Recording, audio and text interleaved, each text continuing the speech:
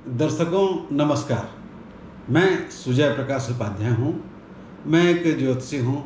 आपसे बात करता हूँ रोज़ कोई विशिष्ट जन्म कुंडली पे या कोई ज्योतिषीय विषय पर। आज दोनों चीज़ें हैं, एक कुंडली भी है और एक विषय भी है। आज मेरे पास एक प्रश्न आया। आप सबको जानते हैं, मैं एक प्रोफेशनल एस्ट्रोलॉजर हूँ। मेरे पास लोग आते हैं और आज जो कुंडली मेरे पास आई है उस कुंडली का सर्वाधिक महत्वपूर्ण प्रश्न है कि शादी कब होगी। मुझे ऐसा लगता है कि यह प्रश्न केवल इनका नहीं है, ऐसे ढेर सारे प्रश्न मेरे पास आते हैं और ऐसे प्रश्न जन समूह में भी बहुत लोगों के होंगे। तो ज्योतिष के माध्यम से विवाह कब होगा, किस समय में होगा, ये कैसे देखा जाता है, इस पे हम चर्चा करेंगे। ये कुंडली आपके सामने जो दिख रही होगी, यह कुंडली मीन लग्न की कुंडली है। इसके तीसरे भाव में मंगल है, पंचम भाव में उच्च का बृहस्पति है, वहीं केतु है। चंद्रमा मिथुन राशि का चतुर्थ भाव में है, दसम भाव में सूर्य और बुध है और 11वें भाव में स्वग्रही शनि है, उसका मित्र ग्रह शुक्र है और राहु भी वही है।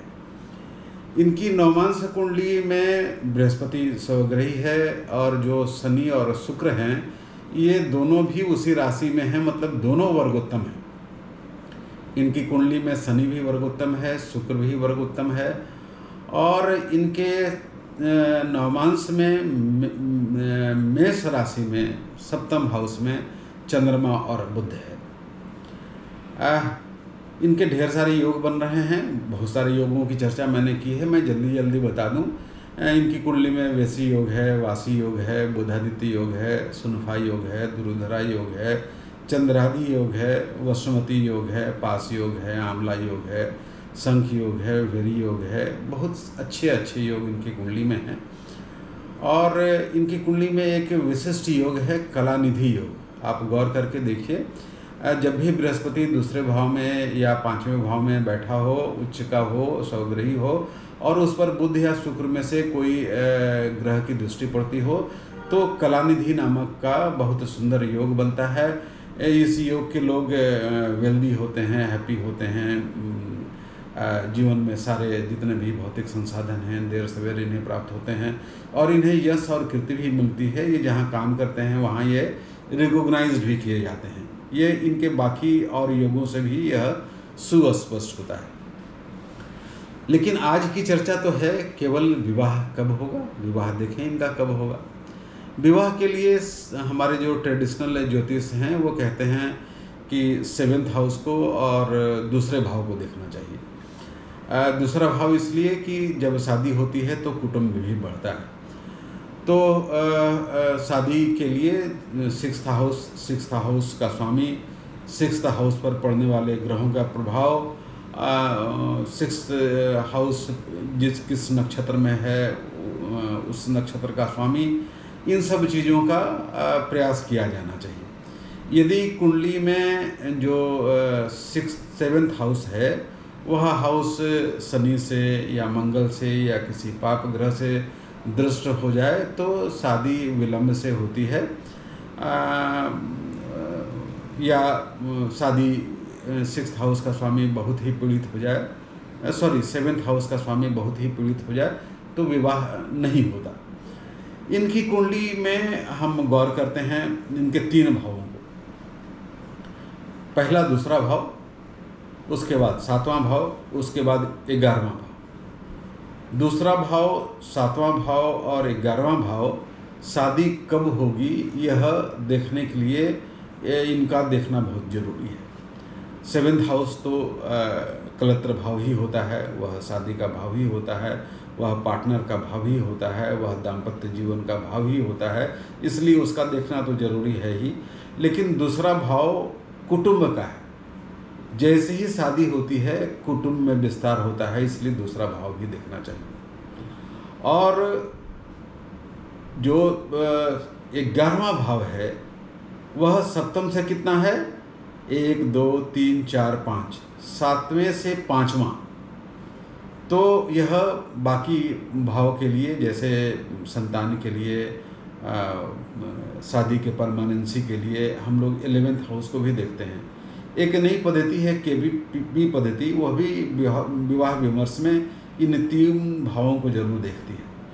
तो आइए इनके 3 भावों को देखें। पहला भाव मेष राशि है, उसका स्वामी मंगल है, और मंगल इनका 3रे भाव में बैठा है। इनका जो 7वां घर है, उस घर में कन्या राशि है, जिसका स्वामी बुध है। बुध 10वें भाव में, वह मूला नक्षत्र में बैठा है, जिसका स्वामी केतु होता है।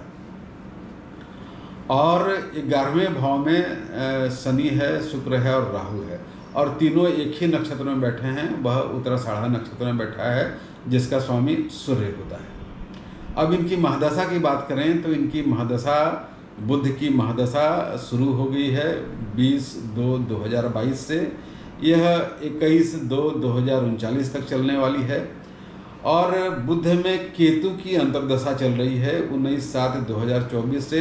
यह 16/7/2025 तक चलने वाली है।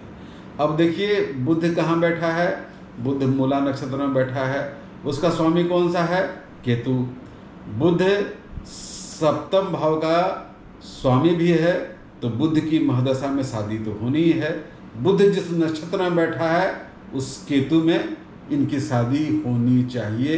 किसी तरह से नहीं हो तो उसके बाद तो शनि, शुक्र और राहु जिस नक्षत्र में है, उसका नक्षत्र स्वामी सूर्य है, जो आ ही रहा है दशा। तो किसी भी परिस्थिति में इनका 16/7/2025 तक शादी हो जानी चाहिए, शादी तय हो जानी चाहिए। यदि थोड़ा विलंब हो तो अगला पीरियड भी इनका लग्न उतना ही मजबूत है, मतलब 26-27 में इनकी शादी, जब बुध में शुक्र होगा तो शादी हो जानी, मतलब ये इनका लग्न शुरू ही हो गया है। अब शादी इनकी होनी ही है। अच्छा, अब शादी कैसी होगी? क्या यह अरेंज्ड मैरिज होगी या प्रेम विवाह होगा या क्या हो, किस तरह की शादी होगी? तो हम लोग देखते हैं कि पंचमेश और सप्तमेश का यदि संभव संबंध हो जाए तो वह शादी प्रेम विवाह होती है। इनकी कुंडली में देखिए पंचमेश क्या है। पंचमेश है आपका चंद्रमा, और सप्तमेश क्या है? बुध।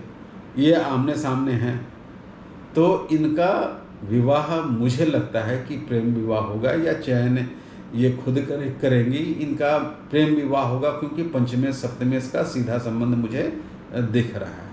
अब आइए जल्दी से बात कर लेते हैं कि इनके संतान की स्थिति क्या है। संतान भाव में उच्च का बृहस्पति बैठा है।